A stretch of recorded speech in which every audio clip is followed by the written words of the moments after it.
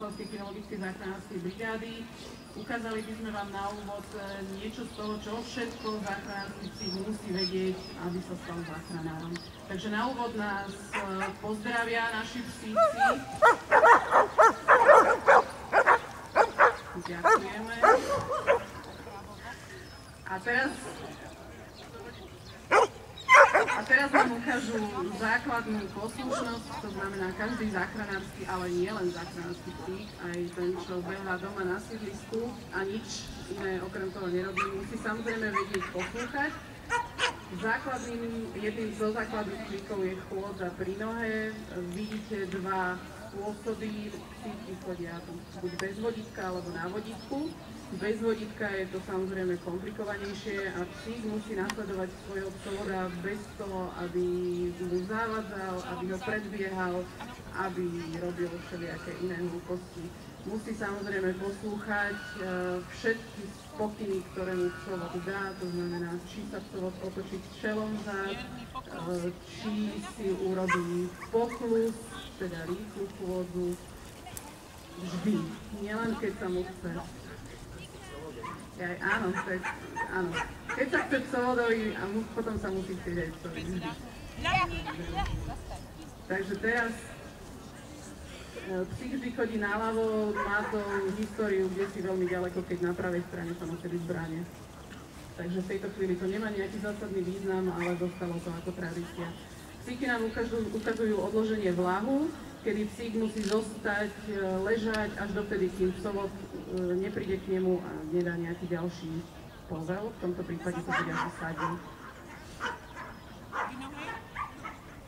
Takže psíky nám zase ukážu, ako krásne vedia chodiť do kolečka. Nastaviť stav. Vľavo, vynohe. Samozrejme. Je to tak, že záchranský psík by mal poslúchať ktoréhokoľvek psovoda, nielen toho svojho vlastného, pretože v praxi sa môže stať, že sa psovod zraní a psík by mal pokračovať v hľadaní aj s niekým ďalším, nielen so svojím vlastným psovodom. Takže mal by byť ovládateľný za každých okolností a v každom prípade. Takže teraz nám psíky ukazujú aj to, že sa musia znášať medzi sebou, nesmú samozrejme sa nechať ovplyvniť druhým psíkom, ktorý je tesne vedľa nich. Musia poslúchať aj pokyny, keď sú vzdialenejšie od psovoda. To sa môže veľmi ľahko stať, keď je vpadnutá budova a potrebujeme, aby psík poslúchal, aj keď je vzdialený od psovoda, aj keď tam hrmocú stroje, buchocú, bagre a rôzne iné hluky, takže teraz psíky ukázali ovládateľnosť na povely poslúchové. To znamená, psovod nevydával zvukový povel, ale len poslúchový. Teraz nám ukážu psíky, že musia zostať ležať naozaj pri rôznych rušivých vplyvoch, akým je napríklad aj druhý psík. Aj napríklad tento, ktorý sa nám tam rozbehol. Áno, takže vidno, že to funguje a nemajú to nacvičené len sami medzi sebou. Strašne flegmatici tí vaši psi. Oni sú strašne poslušní, ale nie sú flegmatici. Koľko to trvá, než sa ten psík takto vycvičí? Záleží od daných povahových vlastností psíka, ale v zásade platí, že záchranársky psík sa cvičí celý život. Takže teraz nám musím komentovať ďalej. Samozrejme v ruine a v spadnutých budovách je dôležité, aby sa psík vedel podplaziť aj pod rôzne panely, úzke priestory, kanále, tunele, rôzne ďalšie iné záležitosti. Takže ukázal nám teraz, ako sa vie plaziť. A druhý psík by nám mal ukázať, ako sa vie plaziť so svojím psovodom. Uvidíme, či psovod naberie odvahu a láhne si do tej mokrej trávy. Ale tak možno uvidíte práve to nasadenie, s ktorým každý záchranár pracuje. Neodradí aj nejaká sprška. Tak to bolo taká skrátená verzia.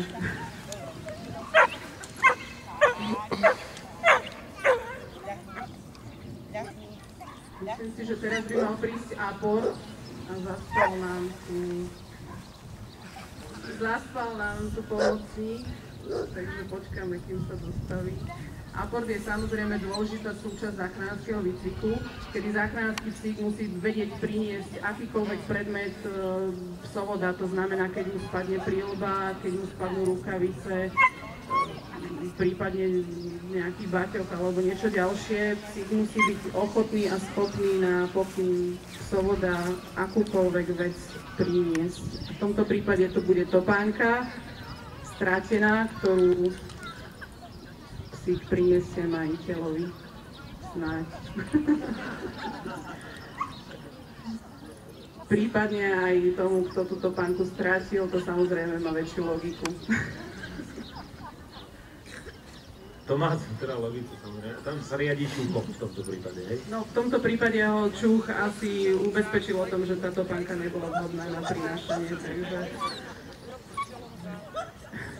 Ďalší psík by nám mal ukázať aport lekárničky, čo je tiež veľmi dôležitá vec. Samozrejme, keď nájde psík osobu, je potrebné jej podať aj prvú pomoc. A v tom prípade, ak je to opäť potrebné a psovod sa nevie dostať k lekárničke, ktorá treba spadne do priekopy alebo niekde, tak psík ju musí vedieť priniesť. Samozrejme nepoškodenú, aj s obsahom funkčným, presne tak. Ďakujem. Ďalšia, zase neviem, kde máme pomocníka, tu máme. Pomocník ide. Pomocník si našiel topánku. Pokračujeme teda v ďalšom špeciálnom cviku, ktorý je charakteristický pre záchranársky výcvik. Psík sa nesmie bať žiadnych špeciálnych povrchov. Samozrejme, keď vyhľadávam v spadnutých budovách, je tam množstvo nepríjemného materiálu, polámané tehly, panely, častokrát aj sklo, všelijaké železné roxory, prípadne aj fľaše. Samozrejme, psík nesmie ani na chvíľu zaváhať a prechod týmto materiálom nesmie robiť problém. Takže toto aj o polnoci, keď sa zobudí, musí zvládnuť.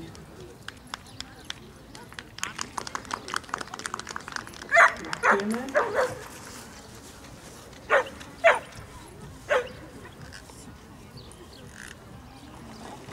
Ďalší dvaja psíci, ktorí teraz momentálne odpočívajú, oddychujú, ukazujú dlhodobé odloženie, zase čakajú až do príchodu, prípadne do zrušenia povelu, kým si ich psovodi neprivolajú. Tak? Aha, a ešte tu máme nosenie. Áno, správne ma upozorňuje kolegyňa. Takže ďalší špeciálny cvik je nosenie. Záchranársky psík nesmie byť v žiadnom prípade agresívny voči cudzím ľuďom.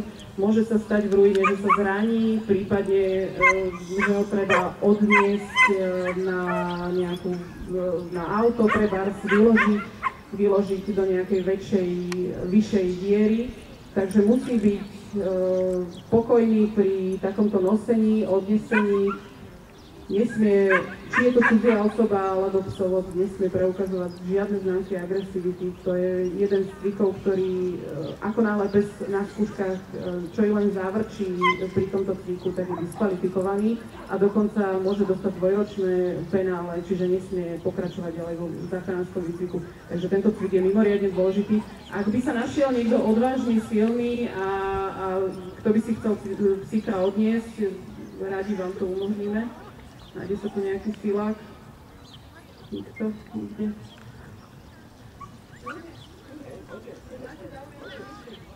Ukážeme si to kľudne v praxi. Máme tu najväčšieho siláka, teda silačku, ktorá by to chcela vyskúšať.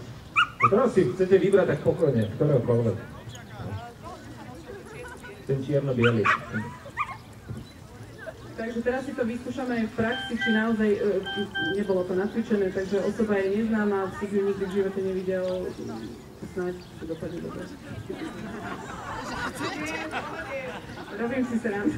Minule sme to robili v Záhorskej Bystrici, ale ako bolo to len 12 stehov cez líce. V pohode. Ako naozaj, v tomto prípade určite nič nehrozí, maximálne tak vyobližovanie tváre, ale to myslím si, že sa dá zvládnuť.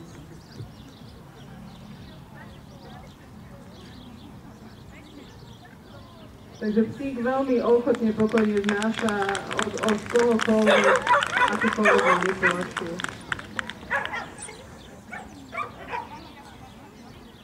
Samozrejme, čo je dôležité, to ste si určite všimli, každý psík po splnenom cviku dostane odmenu. Takže neznamená, že vycvičený záchranársky pes robí len za dobré slovo. Treba mu niečo dať aj navyše. Takže teraz si ukážeme to spomínané privolanie, ak by bolo možné odchytiť si tohto psíka. Ďakujeme. Takže samozrejme dôležitá súčasť výcviku akéhokoľvek je privolanie. Psík na prvý poklon svojho majiteľa musí prísť. Ďakujeme.